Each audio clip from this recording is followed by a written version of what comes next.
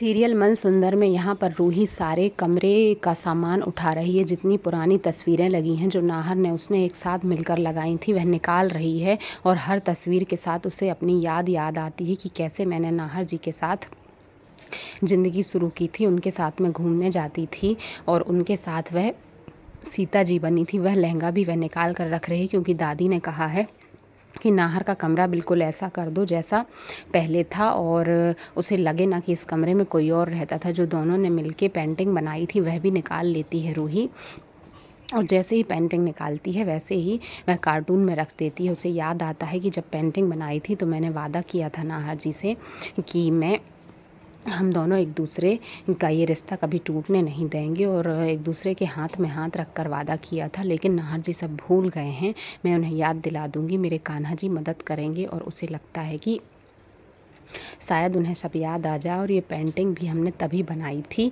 और वह पेंटिंग भी वह रख लेती है कार्टून में। कार्टून फुल हो जाता है और फिर वह ज़ोर से रोने लगती है, उसे बहुत तकलीफ़ होती है। तभी उसके कमरे की तरफ नाहर आ रहा है क्योंकि उसे चोट के कारण चक्कर आ रहा है, तो वह कमरे में आराम करने के लिए आता है। सारी खाली दीवारें देखती है रूही, तो देखकर उसे बिल्कुल भी अच्छा नहीं लगता।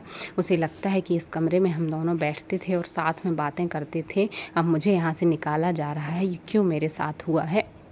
कार्टून जैसे ही उठाकर ले जाने की कोशिश करती है तो वह कार्टून धोखे से उसके हाथ से नीचे गिर जाता है और सारा सामान बिखर जाता है। नाहर उसे अपने कमरे में देखकर बहुत गुस्से में आ जाता है, कुछ नहीं बोलता, लेकिन देखता है कि ये दो कार्टून किस चीज़ के रखे हैं और यहाँ पर यह क्या कर रही है, नौकरानी मेरे कमरे में क्यों घुस आई है।